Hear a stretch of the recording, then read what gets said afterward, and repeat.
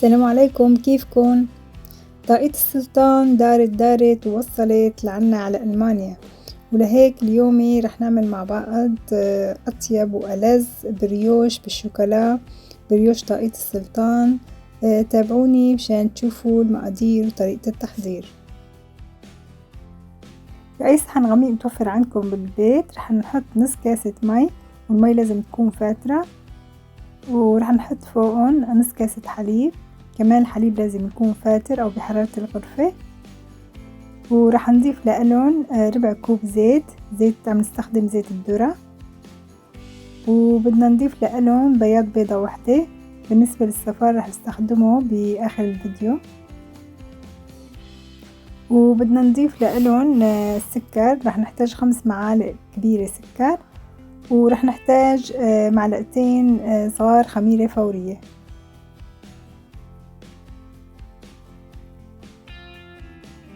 وبدنا نضيف لهم كمان زف فانيلا مشان الزفرات تبعت البيت، وبدنا نحرك المكونات كلها مع بعضها. وهلأ صار وقت نضيف الطحين، بدنا نحتاج 3 أكواب طحين وربع تقريبا، يعني حسب ما يشتد انتو عندكم القوام وحسب الطحين اللي انتو عم تستخدموه. هون نحن عم نستخدم الطحين الأبيض. رح نحط أكواب الطحين بالتدريج، حطينا أول كاسة وهلأ حطينا الكاسة الثانية. طبعا إذا عندكم عجانة فيكم كمان تستخدموا العجانة، بس الوصفة هي ما محتاجة عجانة، فيكم تعجنوها بإيدكم. بعد ما خلصنا إضافة الطحين بدنا نضل نعجن لبين ما نحصل على عجين متماسك، بس ما يكون كتير ناشف مثل ما انكم شايفين بالفيديو. بدي أقسم العجينة لكميتين. الكمية الأولى بدي أضيف لها معلقة ونص كاكاو، وبدي أضيفهم بشكل تدريجي، وبضل بعجن لبين ما تتشرب العجينة كمية الكاكاو اللي أنا حطيتها. بعد ما عجننا الكاكاو كتير منيح مع العجين رح نضيف لهم معلقة زبدة، والزبدة لازم تكون بحرارة الغرفة. أنا عم بستخدم الزبدة الحيوانية، انتو فيكم تستخدموا أي نوع انتو بتفضلوه، بس الزبدة إذا نكهتها طيبة رح تعطي كمان الوصفة نكهة كتير طيبة. هلأ خلصت الكمية الأولى من العجين أو القسم الأول من العجين اللي هو حطينا له كاكاو. بدي انقل هلأ القسم الأول من العجين بصحن مدهون بالزيت أو الزبدة، وبدي أغطيهم بورق الزبدة وأتركها تتخمر. وهلأ بدنا ننتقل للقسم الثاني من العجين، كمان بدنا نضيف له مع حوالي معلقة زبدة، وبدنا نخلط الزبدة مع العجين منيح لحتى نحصل على عجينة متماسكة.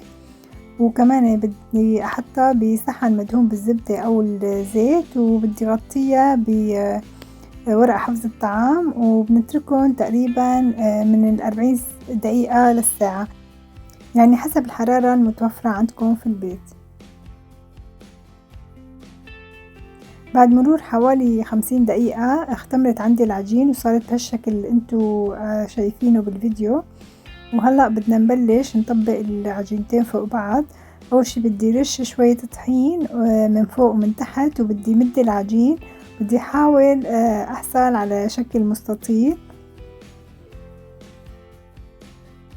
طبعا مو شرط العجين يكون شكله مستطيل بشكل بيرفكت أو بشكل كامل، لكن قد ما بنقدر نحاول نعمله على شكل مستطيل.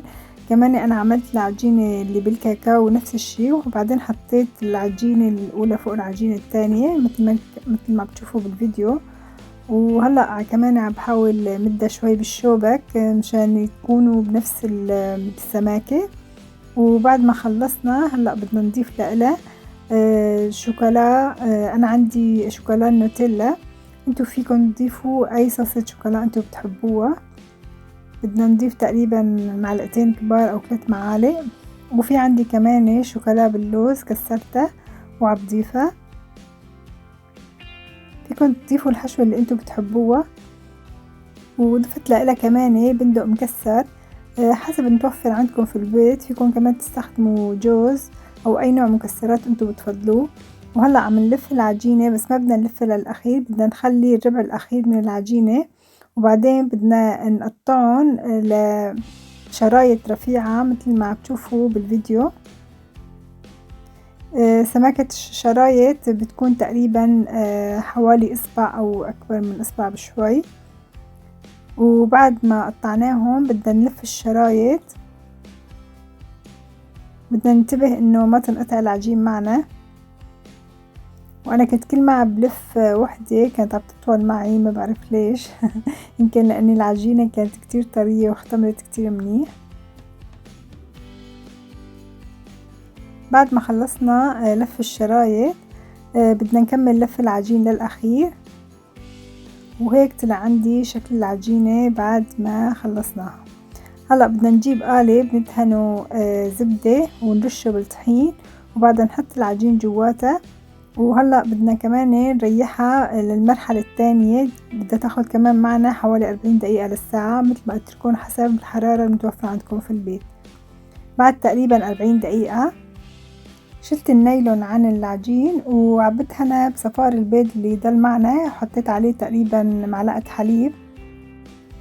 بعد ما ندهن وش العجين بدنا نحطه بالفرن، سبق وحميناه تقريبا قبل بربع ساعة على درجة حرارة 180، وراح ياخد معنا بين النص ساعة لل40 دقيقة، كمان حسب حماوة الفرن المتوفرة عندكم. بعد 40 دقيقة طلعت طاقية السلطان عنا من الفرن، ومثل ما لكم شايفين كيف طلعت العجينة ناجحة 100%، طرية كتير، وشوفوا لونها ما أحلاه. أكيد بدنا نستناها تبرد شوي بعدين نقطعها عشان نشوف كمان قوامها من جوا ونشوف طعمتها كيف طلعت. وهي شكل العجين بعد ما طلعت من الفرن. مثل ما لكم شايفين قمة في الطراوة وهشة من جوا، وطعمتها كتير طيبة لأن طعمتها ما كتير حلوة، بس الشوكولا عم تعطيها حلاوة.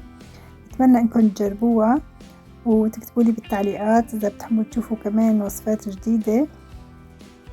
ما تنسوا تشاركوا الوصفة مع أصدقائكم وتقولوا لهم إنه هي ترند اليوتيوب، وما تنسوا تتابعوني كمان على صفحة التيك توك، وبشوفكم بوصفات جديدة، والسلام عليكم.